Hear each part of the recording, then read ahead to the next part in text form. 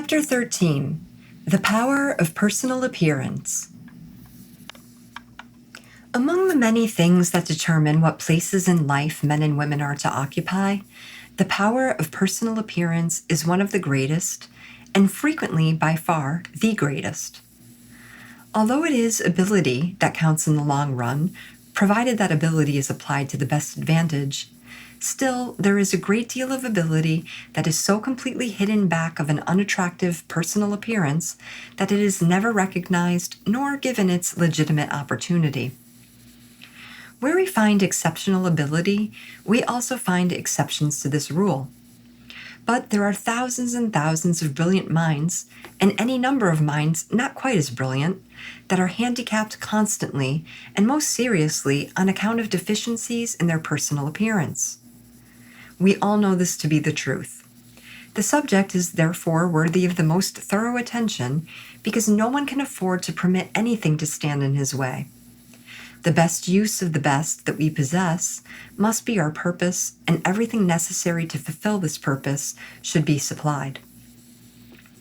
The term personal appearance, however, does not refer simply to dress or manners, though these are important and everyone should make it a point to be dressed as attractively as possible. But aside from these, it is the appearance and the expression of the human face that really determine the final results. To this end, the face of the man should be strong and expressive, and the face of the woman should be beautiful and expressive. In the business world, the man with a strong face is invariably given the preference. He will be selected for the most responsible positions if he is working for others, and if he is working for himself, he will be far more successful than his negative-faced neighbor, because the public is irresistibly attracted to the man who produces the best and the strongest impression. No matter how able you may be, if you do not produce a good impression upon the world, your remarkable ability will not serve you as well as it should. On the other hand, when you do produce a good impression, all of your ability will be in demand, and will be called forth to the best advantage not only to yourself, but to everybody concerned. And since there is nothing that can produce a better impression than a strong, expressive face, every man will find it most profitable to develop such qualities or characteristics in his facial expression. The man with the strong face will forge to the front in his world, and the woman with the beautiful face will forge to the front in her world, provided that expressiveness is added to strength and beauty in each case. These are facts.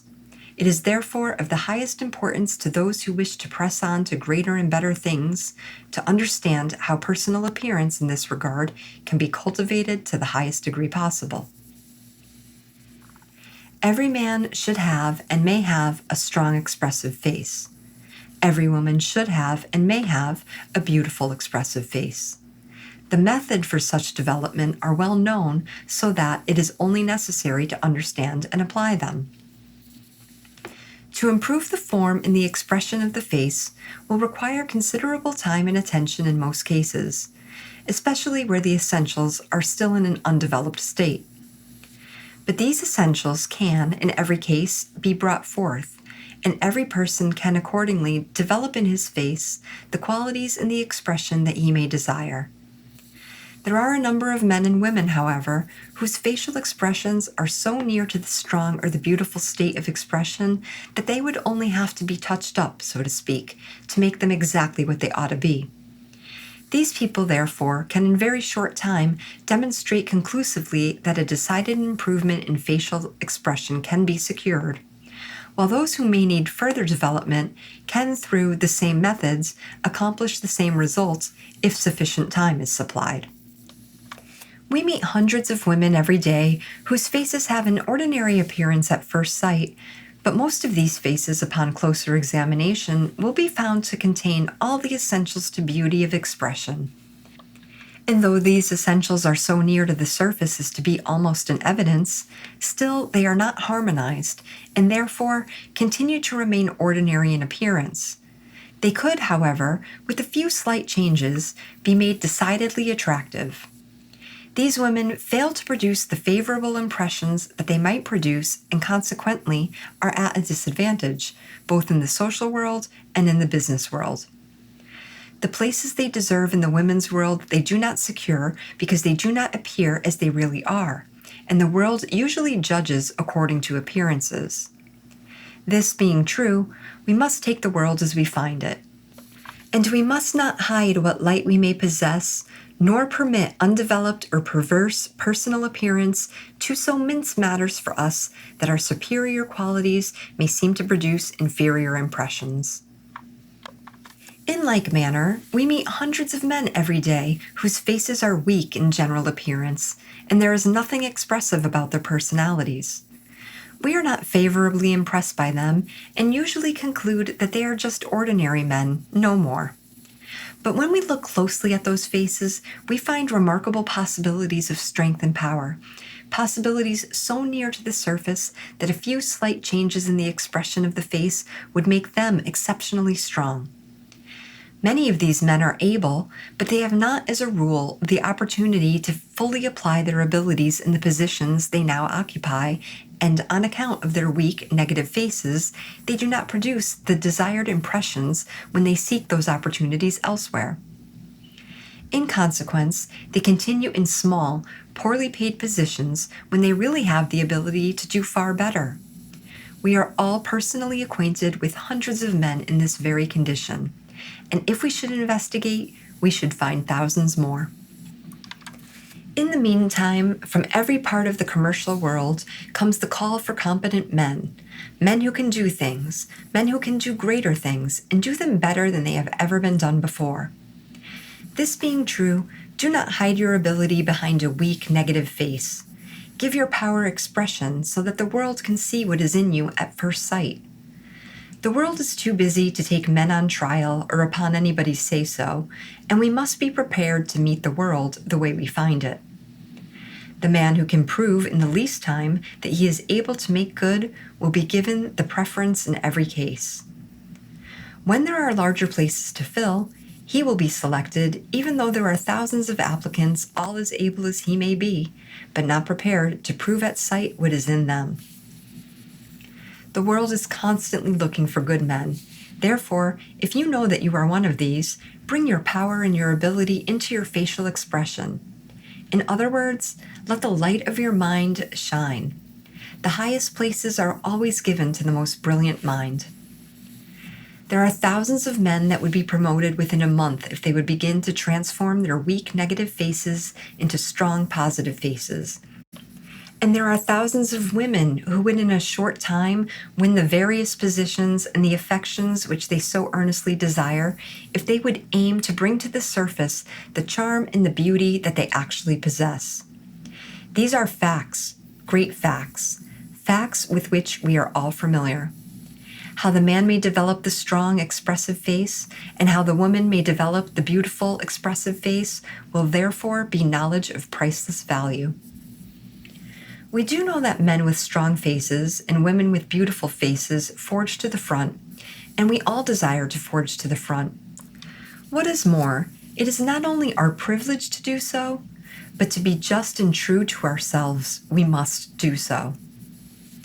To proceed with the development of the strong, expressive face, begin by eliminating all negative states of mind, such as fear, worry, depression, discouragement, lack of self-confidence, lack of push, instability, indifference, inertness, and negativeness. Remove these by giving a strong facial expression to poise, determination, positiveness, and soul. In other words, cultivate the positive qualities and be determined to express them in every fiber of your personality. No forceful expression, however, must be permitted. The proper expression is that expression that inwardly feels great power and that applies that power in perfect poise. When you concentrate a strong, well-poised expression through every part of your face, think deeply of what you are in ability, capacity, and power.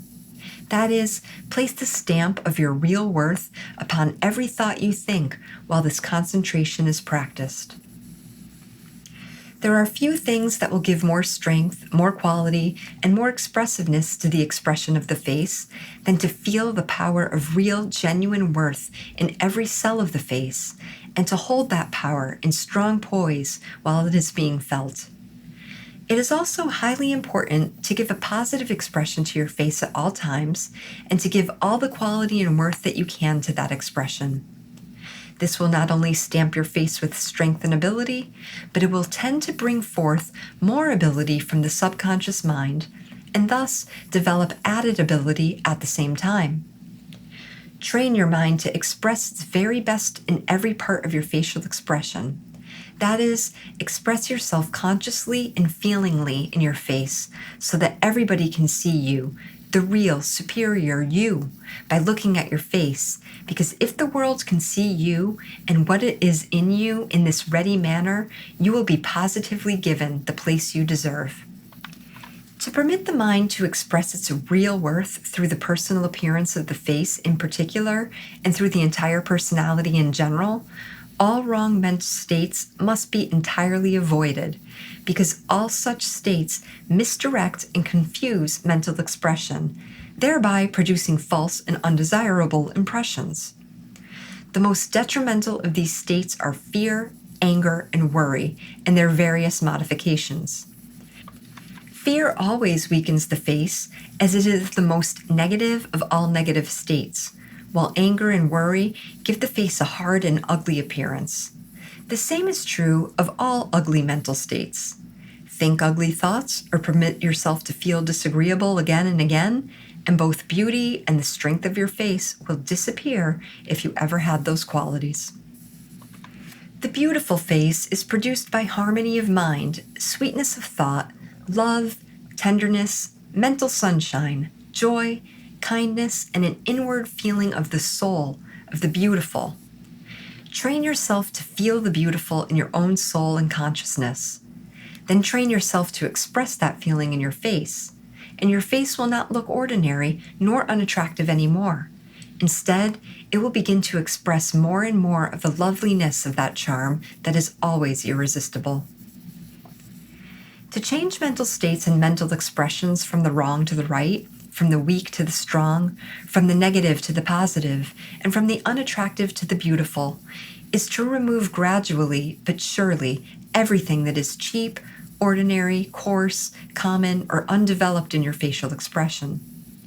Your appearance, therefore, will no longer be a cheap addition, but will become an edition deluxe, so to speak, and will in time become sufficiently attractive to win the admiration of the most idealistic mind.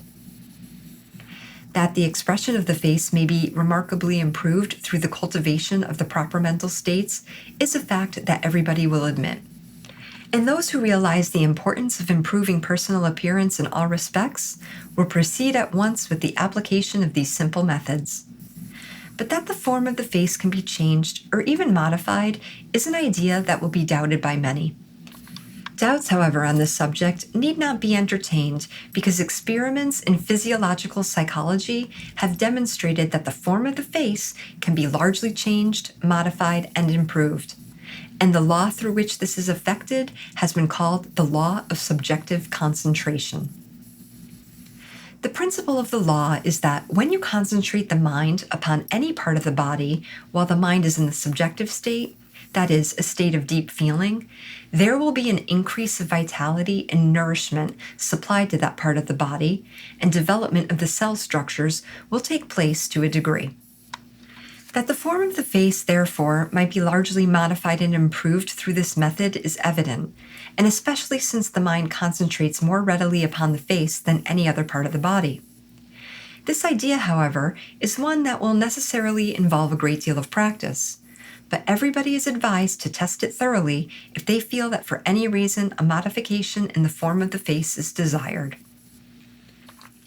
However, the application of this idea is by no means necessary to the improvement of personal appearance, because the simple methods presented above, that is, with respect to changing the states of the mind, and by cultivating a positive, expressive attitude at all times, will prove sufficient to produce almost any change that we have in mind in this respect. The principle is to make the facial expressions strong and expressive in the man and beautiful and expressive in the woman. Because as we already know, such facial expressions are of immense advantage both in the social world and in the business world.